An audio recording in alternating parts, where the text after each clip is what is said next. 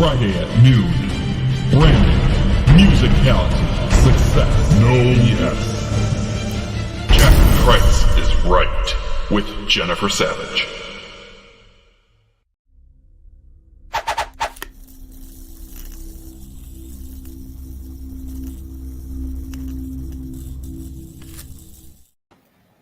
Welcome to Virtual Concert Hall's live programs. Thank you for joining us. My name is Jennifer Savage, and I'll be your host for today's show.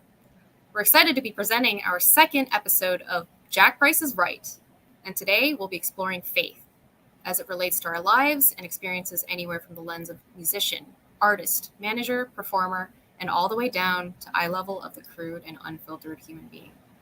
Is it more powerful than knowledge? Let's find out. There's no one-size-fits-all answer, and this could leave you with more questions than simple answers, but it's more real that way, and that's what we're here for.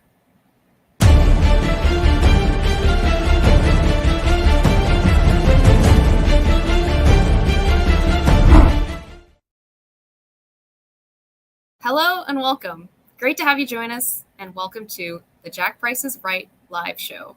I'm your host, Jennifer Savage. It's great to be here, and today I'm excited to be joined live with my co-host and celebrated partner in crime, Dickran, otherwise known as Jack Price.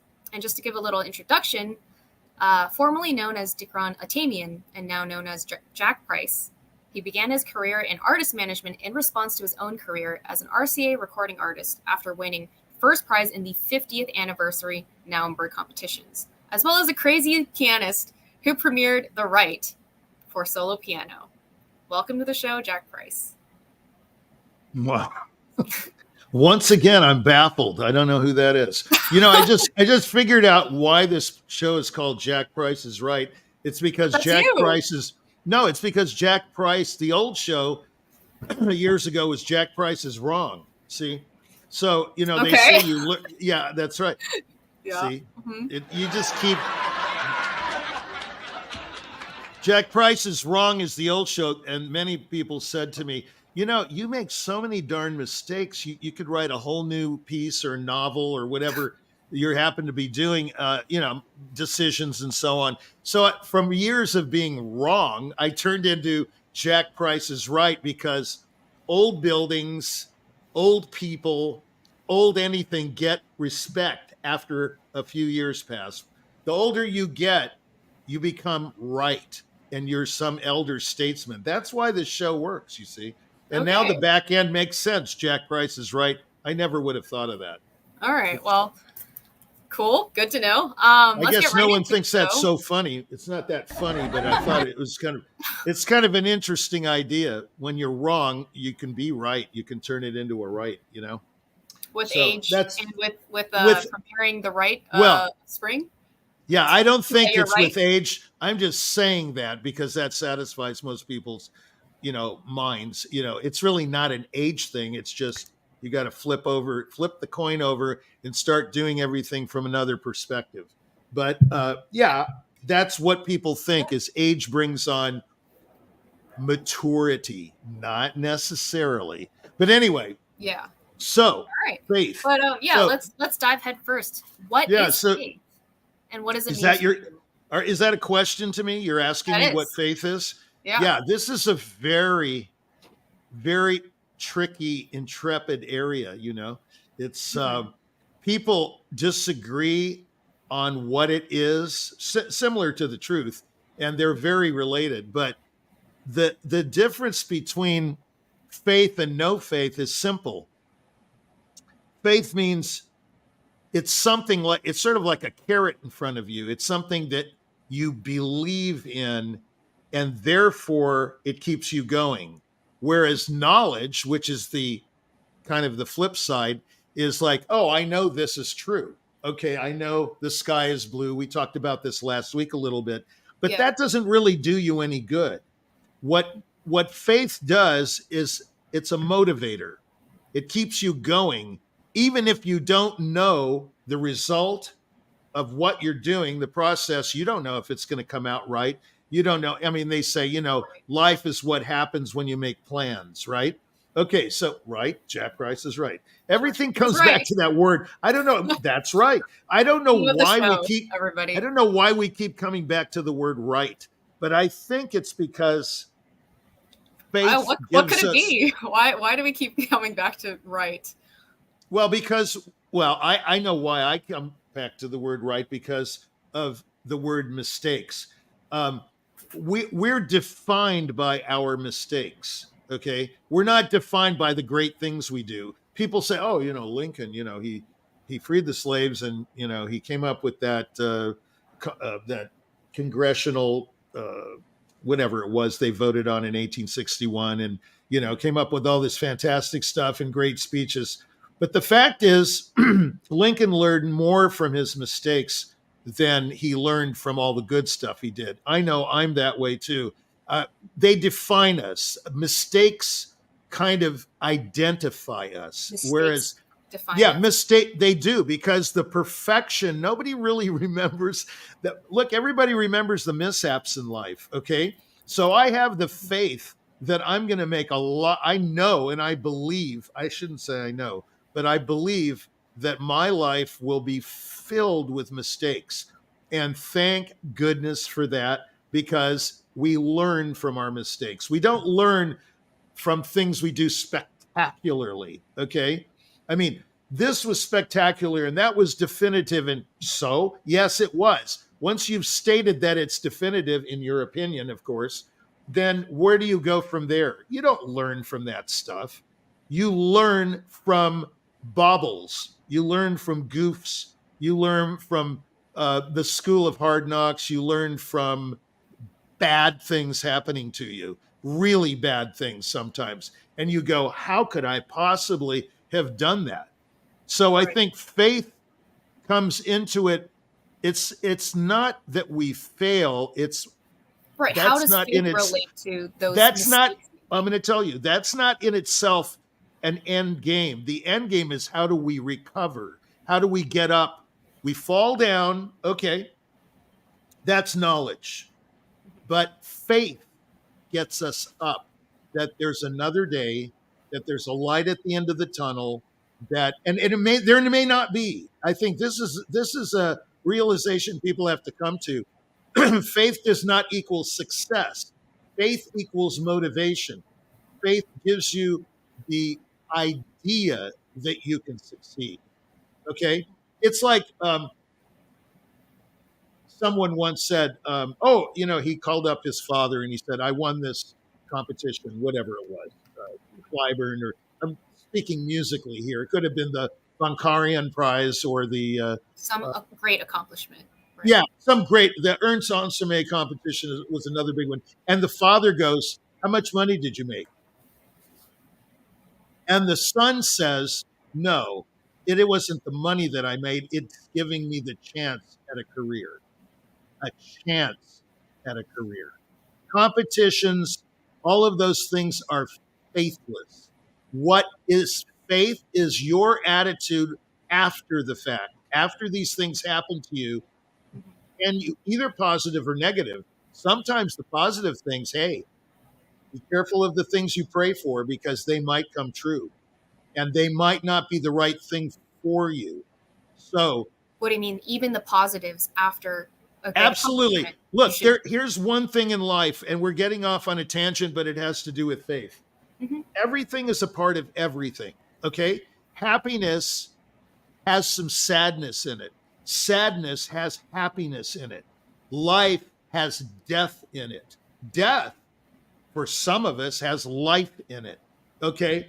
It's not the end. It's the beginning for some people. So everything is made up of components of the opposite. Okay? Light has darkness.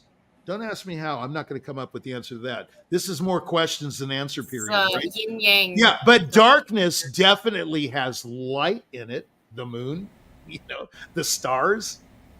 Right. I think we can come up with a lot more. Flying saucers. No. Mm-hmm. The thing everything is everything.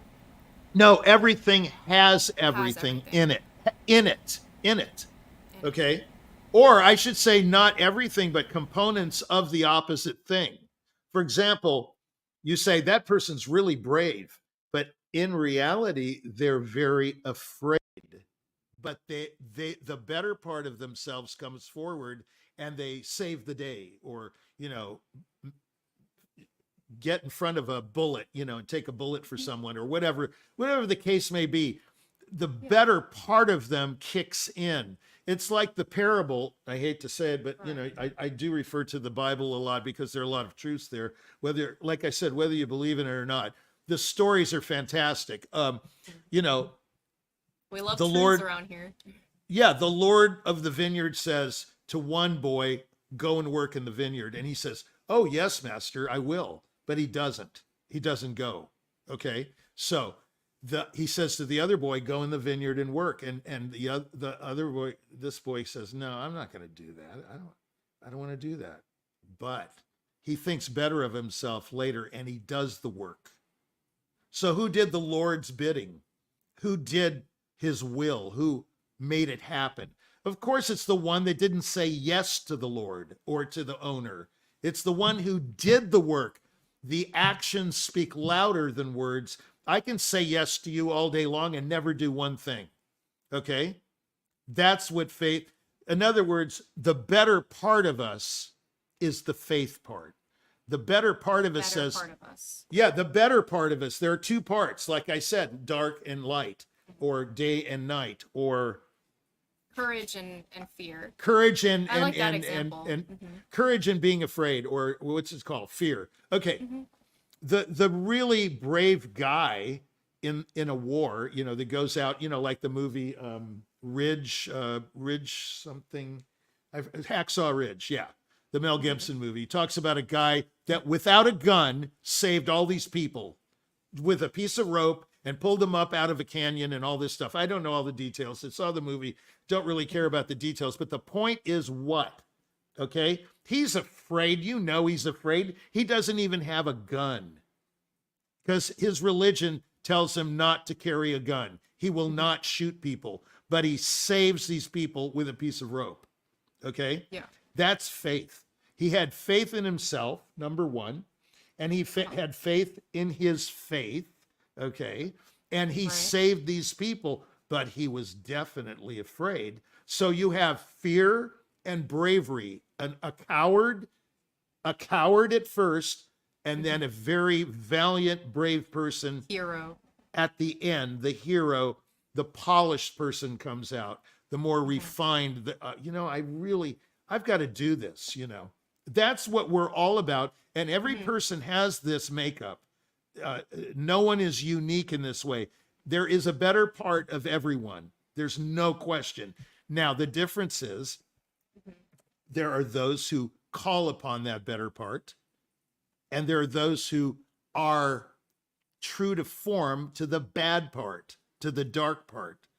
And we vilify these people. But the actuality of it is you shouldn't vilify them. You just should say, well, the worst part of him got him. He decided to kill that person, or he decided to assassinate that personality or that character. And now, that guy's name is Mud, and he's feeling really good about it. So where would you say faith comes into this equation? I'm saying the faith in yourself. That's number one. It was a long way of getting around to faith. If you don't believe in yourself, you're not going to believe in anything. So when you're down, you have to have the faith. Like I said earlier, you acknowledged it, that there is another day. There's going to be light at the end of the tunnel. That's faith. If you say, when you're down, you say, oh my gosh, it's the end. It's over. I can't possibly rebound from this. My wife left me, my child won't talk to me, whatever it is. If you're a fatalist, like the cake thing we talked about, all the bakers making that cake, if they don't taste the cake at the end, was it worth the process? Well, of course it was worth the process because you learned something. But the fatalist has to have a piece of cake. The faithful person believes in what they're doing and they think it's worth it. That's faith. It's not just believing in God or believing that you can win something like the lottery. Oh, I just know I'm going to win. I believe it. And then somebody wins the lottery and the guy goes, See, he always believed in it. Yeah, but did he said he believed in it, but did he believe in it? That's the difference. And you're only going to know it if you're that person. You can't know what's in these people's minds. So faith is really a difficult thing. That's why we're having a tough time right here, you and I defining it. It's a tricky subject. It's very tricky. What is faith? It's belief in something, not good or bad. I could believe in something that's really bad and it could be true. Like I believe that, somebody's going to come and steal my horse tomorrow. I just made that up. That's totally ridiculous. And I truly believe someone's going to come in my backyard. I don't even have a horse, by the way. I used to own horses, but I don't anymore. That's a story. Yeah. That's a story for another day. Yeah, Atamian Arabians, they were called. That's really funny. Really funny story. Anyway. Yeah, so I believe this guy's going to come and steal my horse. That is a bad thing. That is a bad premonition, but I have the faith. I just feel strongly that he will do it. That's a bad faith, a faith in a bad thing. You can also have faith in a very, very good, positive thing, but it might be unreachable. It might not be attainable. So, you're going to, people, I want to be president someday. Okay. Yeah, if you really believe that, I think anything's possible, except like we talked about the other day, you can't move a mountain unless you bulldoze through it and put a road through it. Yeah, you can do that. You really can't move the mountain. It's not really physically possible, except from thousands of years or whatever, millions of years of erosion and blah, blah, blah, and the Big Bang, whatever. So what do you do when the goals are out of reach like that? Well, there you go. That's a beautiful question. When the goal is out of reach, which I bring up the cake again, maybe that's not possible to taste that cake. For some reason, you're not going to get a piece of it. Okay. Then the faith is that, wow, it doesn't matter whether I attain the goal. What matters is that I try to attain the goal. And people give up on the try part. They never give up on the dream. Oh, I want to be this. I'm going to be famous, No, but they really give up on the try part. I know this for a fact. I have one family member who's unbelievably gifted, unbelievably good looking, unbelievably talented. And this person, who will remain nameless in my family, extended, whatever, gives up the minute they try something. The minute they go into a testing booth or an application for a job, they see one word. I'm not that. I can't do that. Walk right out. That's the faithless person. The faithful person endures to the end. Okay? They endure to the end. Whatever that process is, they go all the way. That's because they have faith in the process, not in the outcome. I have no faith in any outcome. Are you kidding? I've planned so many things in my life that never came true. But boy, it's been a hell of a ride. Let me tell you. I mean, a hell of a ride. It's been so eventful. I have no, what's the word? Regrets. Because it's been so eventful. I'm not saying good events or bad events. I'm saying filled with events that I would never trade it for billions of dollars. That make up your process, your journey to get there. And it wasn't all about all the outcomes, whatever ends that it could come to. That's right. The outcome is not the paramount important deal. The deal is the process. That's what you get out of life. You get a process. And to get that process, to really fulfill it, you have to have faith in it. You have to have faith that it's going to be enough. Like, the guy at the end of his life, he goes, is this all there is? I didn't miss anything. Some guy on a movie said, oh, so this is college, huh? He looks around the dorm room, it's real dingy, and he goes, I didn't miss a thing. Because he thinks, faith in this context is really a source of motivation to get you through that process, to get you to where you're going. whatever the goal is. Yes, but I'm not saying faith is false. I'm not saying that all faith leads to nothing. A lot of people do get a piece of the cake. But it's motivation. It's motivation to taste the cake. I mean, in that scenario. Or it's motivation. Well, let's go to a musical front here, since this is a somewhat musical show. So let's say you enter a competition. Here, this is real important, and I think it's kind of unique. Yeah.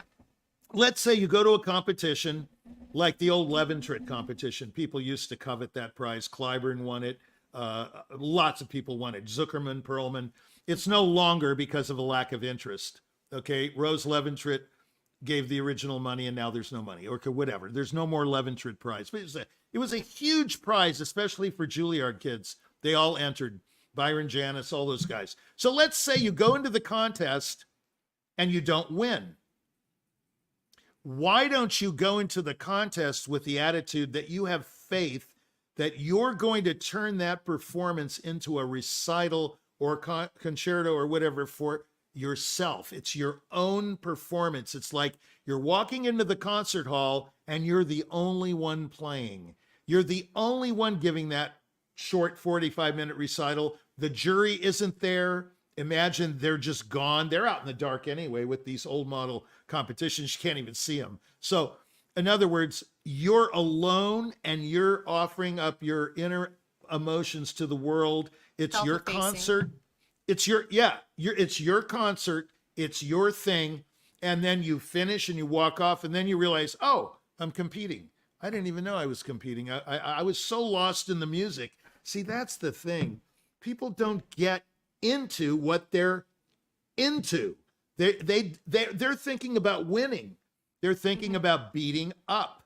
That's the beating up aspect of competitions. I got to beat this guy. I got to beat this woman. I got to beat this person. I got to beat this whatever.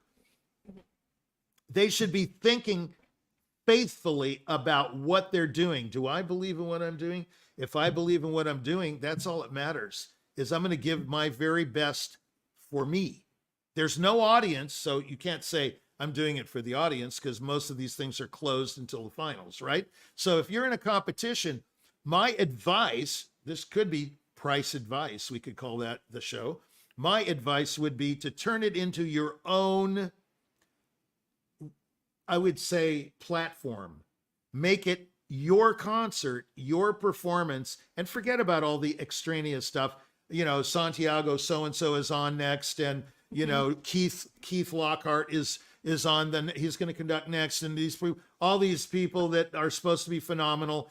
You're never going to get anywhere by comparing yourself. Have the faith in yourself that you're going to get through the ordeal and endure to the end. That's what faith is, in my book. So one of the things that you can believe in, most importantly, is yourself. And that gets you through that process. Well, if you want to understand the concept of love, don't you have to love yourself before you can love anyone else? Isn't that true? So what's different about... Yeah, well, thanks. I really like that, audience. What's different about faith? If you have faith in yourself, that teaches you to have faith in other people. And we can't do this trip all alone. Come on. You know, it's like my business. Sure, I get frustrated. You know, so-and-so didn't do that email, and I told you to do that. You know, you didn't do it, and they flaked out on something. But we have to delegate. We have to divide and conquer, right? You can't do every aspect of a business yourself. That old axiom is, if you want something done right, do it yourself. Doesn't work. You can't do everything the way you want it to be. You have to delegate and trust and believe in the people that you delegate the jobs to, and believe and have faith that they're going to do the very best they can do. Now, am I disappointed? Yes, I'm disappointed and disgruntled and all of those things. But the better part of me says, come on, you know, life is life. There's no perfect life. There's no bad life. There's no good. There's just life. And it's all life events. So we said this last week. So see, it all ties in together. Faith is life. If you think of it that way, you've got to have faith. Okay. If you think of it the other way, it's like, oh, he has faith and I don't have faith. That's not true. Everybody's got it inside of them. It's like the sculptor we talked about who's chiseling away at the rock. He sees the finished figurine or whatever, the David or the Piet, what's that one? The Pietra, I forget the thing of Mary holding Jesus down from the cross. What's that called? Pieta? Pieta. Yeah, the Pieta. He sees the Pieta or whatever in the rock. Okay. Yeah. He's carving. They say, what is this? It looks like garbage until it's done. But the sculptor sees it from the beginning. He has faith. He sees the end of the light at the end of the tunnel. He knows what he's going to do is going to be a work of art and people are going to treasure it. He believes in it fully, whether anyone buys it or not. He doesn't care. You see, that's faith. Faith in yourself. So, I just want to, let's pivot here and take a little quick break. That was a heavy subject matter, but let's check out some clips that we have in the archive right here on Jack Price is Right.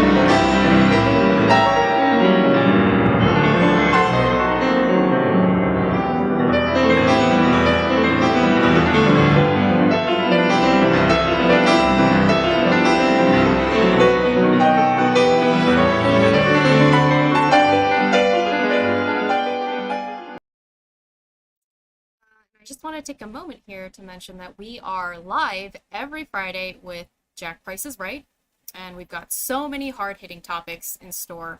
Already almost 68 coming up, so don't miss out. And coming up, this is going to be our next episode, our third installment on falsehoods. Do they impact our perception of the truth? Find out here on Jack Price is Right. You can check us out on our YouTube channel at virtualconcerthalls.com.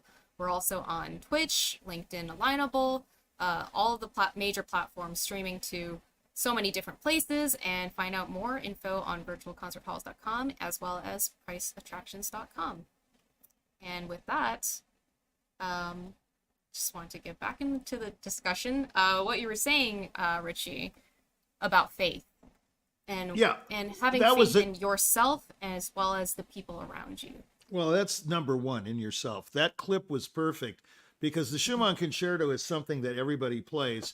And you have to, I do a lot of unconventional things you probably heard there because you're a terrific pianist yourself. In the Mussorgsky, for sure, I heard. No. But let's take the Schumann. Yeah. That typical treatment of the da da dee da da is to be very after that gorgeous opening, which doesn't have to be in the same character tempo as the body of the movement, but once you start that A minor rumbling with the stuff in the right hand, and I move it, everybody there, everybody, I've never heard one person go ahead there, never, and to me that is faith. I am totally convinced that's the way it goes. Now, think of this concept. If you believe that that's the way it goes in everything, you're going to accomplish the task. So you can taste the cake at the end of the process if you really believe in what you're doing. Now, this is really important. I am so convinced of that interpretation. Yeah. All of it. I move. You'll notice in all of those phrases, everybody else that I've heard, you can correct me if I'm wrong, plays it in very stodgy, dull, strict time, and every note is very vertical. I have never heard one recording. I would like to hear one. I welcome one that moves all of that stuff that ahead, moves to the next downbeat, quaver, etc. We don't have to get into the details. Basically, I move it. The reason that works, and it really does, and it worked with that conductor and whatnot, and that audience, is because I believe in it. I don't care what anyone else thinks. That's what you've got to have. That kind of faith, that kind of conviction, I mean, it's worth millions of dollars, in terms of value. You can't buy that. You just can't buy it. If I'm so convinced of something, I can do anything. Anything. Except, move a mountain. Okay. Right. But that's literal. That's a literal moving of a mountain. They say faith moves mountains. See, here we go. We get right around to sayings, which is another show. Okay, so if faith moves mountains, what does that mean to you, Jennifer? I'm just putting you on the spot now. If faith moves mountains. Yeah, what does that mean to you? If faith I can't even talk anymore. If faith moves mountains, it's too many thus, THs. I see it as moving yourself. That it's not necessarily a literal mountain, obviously, and that's such an unattainable goal. What really feels like moving mountains is moving yourself to bring yourself to that conviction, that level of conviction in yourself, and then from there stem that into believing in all the people around you, because like you said, we have to delegate. We can't do every single thing on our own. Like we're human beings that are interconnected.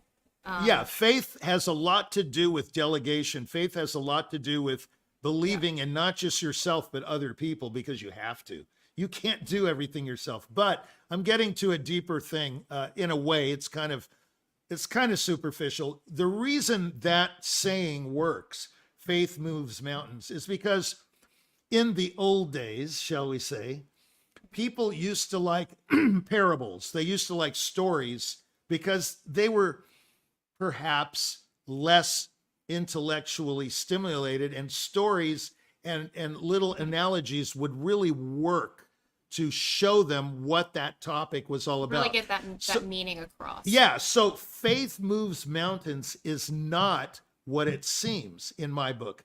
It's not that faith moves mountains. Whoever came up with that saying is trying to say what faith is, and they're trying to use an analogy that's extremely ubiquitous and obvious and recognizable. Faith moves mountains. Why? Because mountains are unmovable, you see? Mm-hmm. So if a mountain is unmovable, but faith can move that unmovable thing. Think of what you can do with things that are movable, like this glass. I moved it. Mm-hmm. Okay? I just moved it from there to there because So I how did you come to this concept of faith, and what led you to this process, and when did you figure that out? Yeah, but you asked me that last week, and I hate to say what the answer is because it's not really it's not a romantic answer. It just comes. It just appears, I think, in all of us, but in me, I'll speak for myself. The concepts just come into all of a sudden it pops into my head. It reminds me of another Kirby episode, Curb Your Enthusiasm. I love to quote that show, and I'm not going to tell you the episode because I don't want to ruin for everybody, but it's about Larry coming up with ideas. Larry David coming up with ideas. They just appear, and he can't help it. In this one episode, it's pretty graphic, so I'm not going to talk about it. The image that comes in his head personifies or is exemplified in a physical reaction. Okay? So in other words, he thinks of something and then something happens in his body. He can't control it, and it's very clear that he can't control it, and no one understands him because they can't accept what happens to him after the thought enters his mind. Okay? So just drop that now for a second. Now go back to the concept. In other words, the way I come up with these things, it's so weird. It's like being in a doctor's office and you're just sitting there and it's totally silent. Everybody's reading a magazine, and all of a sudden you just have this feeling. I've had this feeling in doctor's offices lots of times. Not that I was about to die or anything, but just a concept like, oh my gosh, if I don't practice tomorrow, then I'm not going to really be able to do the recital Friday, or something really stupid like that.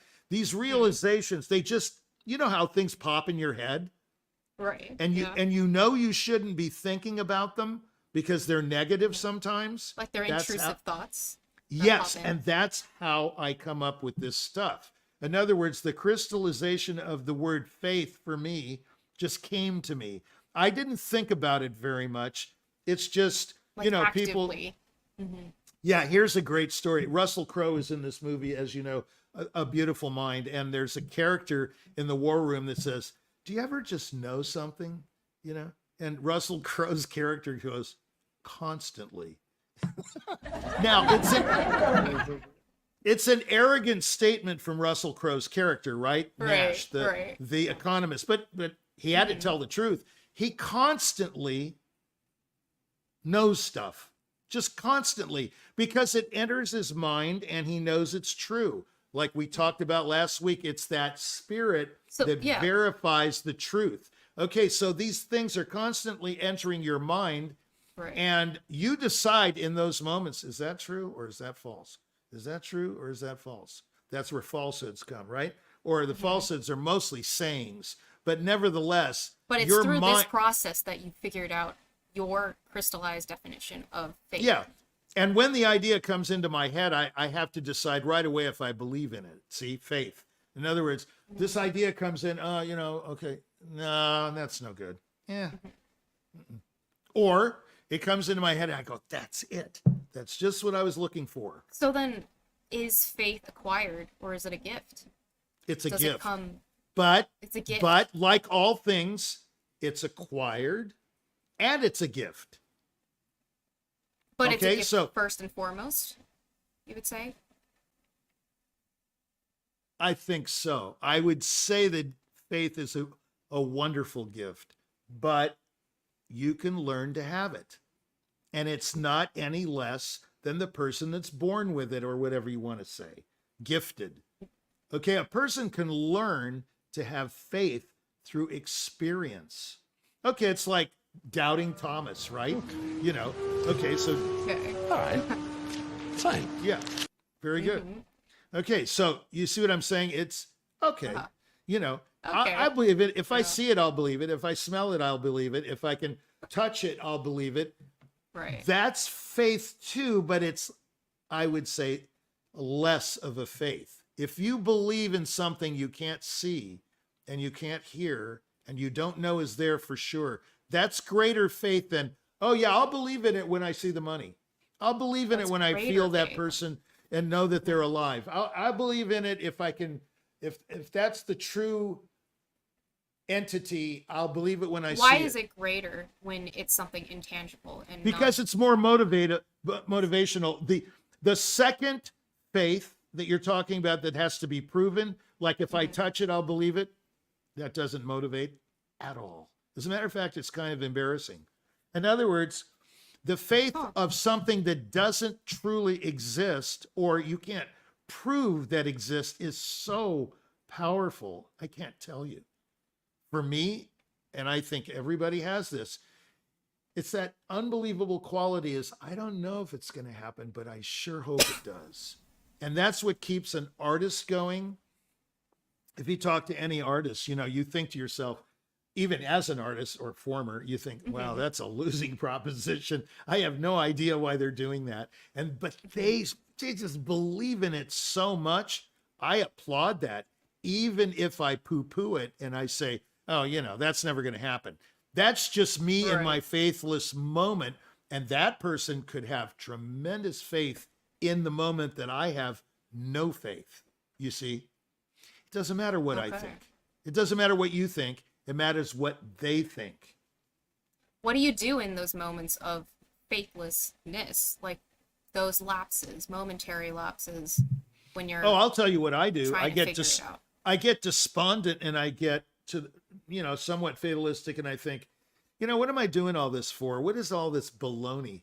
Do I really believe in anything? You have these moments of reflection and you go, you've had them. Everybody's had them. You go, I think I'm just worthless, But the better part, the faithful part comes out and you go. The better part of you, like you were saying. Yeah, the better part of you, not them. I don't care about that. You got to care about yourself first. So you're encased in this clay, right? This body. And so you're stuck with it, and you're stuck with your mind. You're stuck with your everything. And you got to go, well, do I really believe that it's a hopeless cause? Is it really totally hopeless? Is the hopelessness what I have faith in right now? Is yeah, that what well, I'm going to choose to have faith in? Yeah, right. That's a no-no. You definitely don't want, if there are no-nos, I can make one decision here. You don't want to have faith in something that's going to completely bring you down, even if it's true, because it's not going to do you any good. All you're going to do is descend. Yeah, even if it's true, you've got to fight it. You've got to fight the faith of the negative. In other words, I know, I truly believe I'm going to fail this test. I truly believe it. But the really motivated person is going to say, you know what? I studied. I don't care. I'm going to try my best, and I can always retake the test. You see the difference? The quitter walks out on the exam, puts his pencil down and says, screw all of you. I'm not going to take this test because I know it's hopeless. I'll never pass. I'm going to flunk. That's the difference. Then you're missing out on that experience of those mistakes, like we opened with. We talked about mistakes defining us. Excuse me. You cannot learn from a mistake if you give up. Write that down. I learned that the hard way. You can't learn. If you give up on something, that's a mistake you'll never learn from. The only way you can learn from a mistake is to pull yourself up after you fall. Faith that you can do it. If you fall, I mean, I've fallen so many times, physically, man, I think I'm so stupid. I've tripped in the snow, and I'm thinking, man, I'm getting old. What all sorts of mistakes on here? Yeah, but I always get up though, don't I? I'm still here. Yeah, I mean, I don't just sit there on the pavement and go, wow, that really hurt. I'm going to die now. I mean, come on, who does that? So basically I'm saying everybody has this in them. They just have to draw on it. It's like an actor drawing on a mental thought that makes them cry, right? We talked about this last week.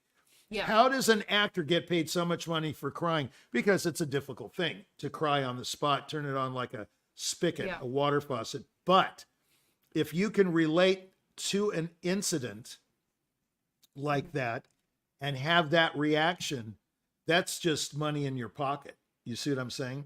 So you've got to relate to the incident. You can't just have the incident. That's what motivates us to get up and dust ourselves off. You know, what does it say? Get the dust off your sandals and go to the next town. Dust yourself off and brush it off. Yeah, I always end up going to some biblical story because, you know, that's my background. So basically, he said, if no one invites you in this town, if they refuse you, then get the dust off your feet and go to the next town. In other words, why do you dwell on people who reject you when there's so many that might accept you? I mean, defeat and failure in some people's eyes is a part of everyone's life. So what do? Do you give up after failure, or do you learn from it? And maybe you really didn't fail. Maybe you did a great job and somebody just decided, hey, I'm going to fail this person.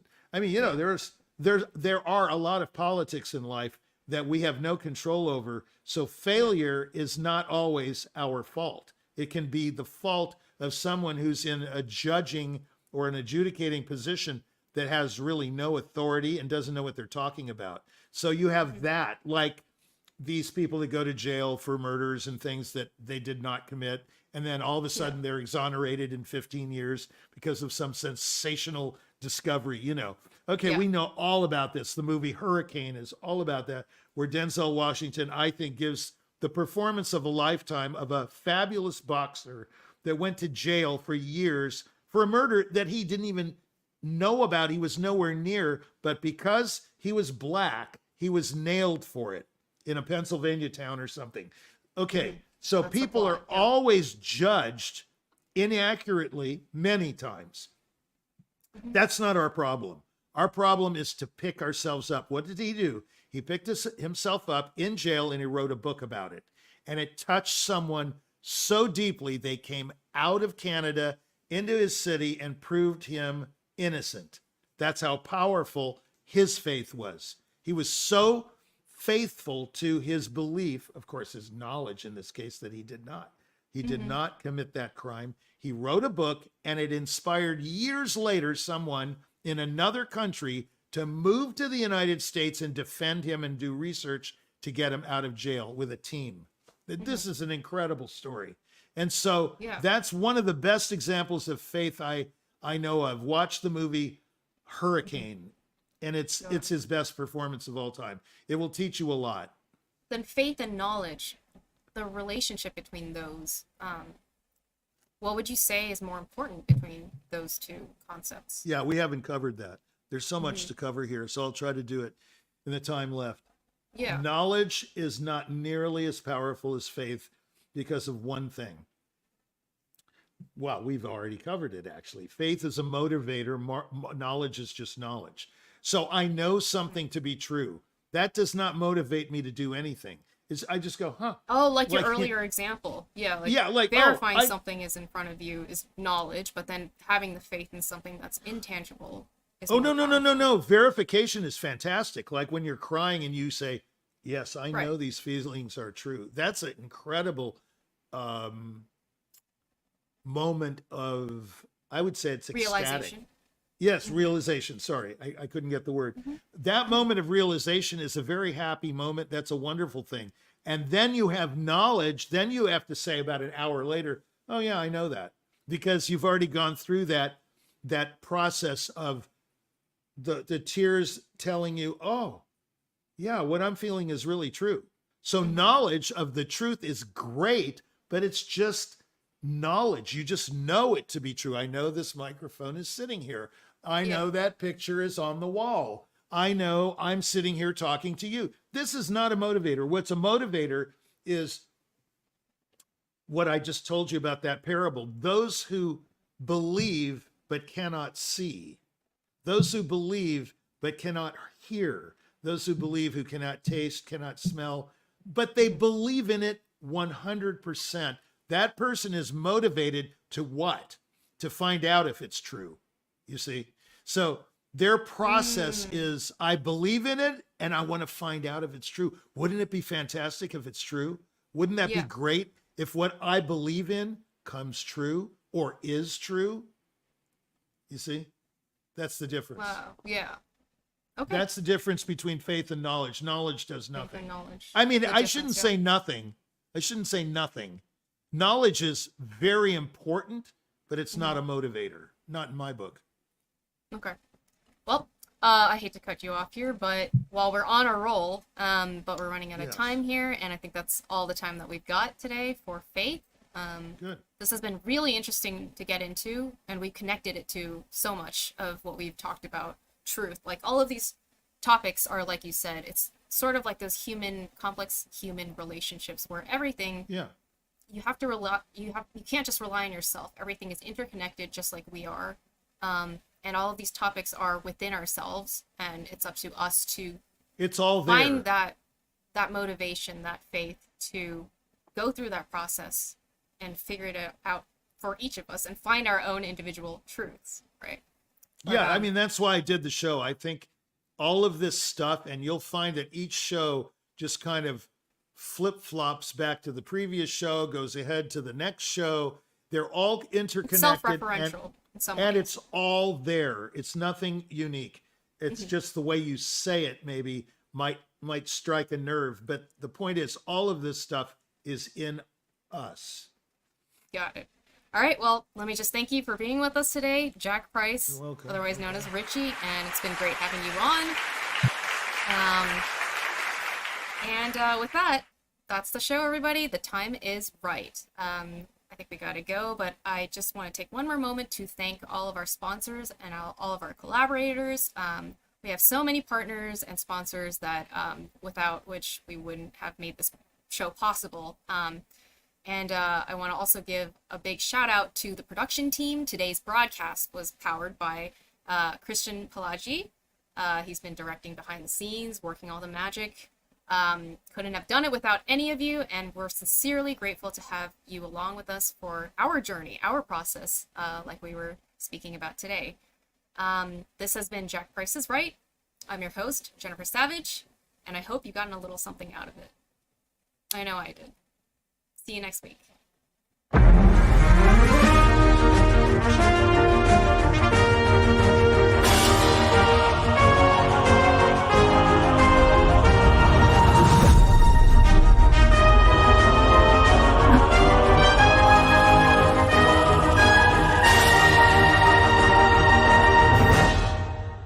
Friday at noon. Branding, musicality, success, no yes. Jack Price is Right with Jennifer Savage.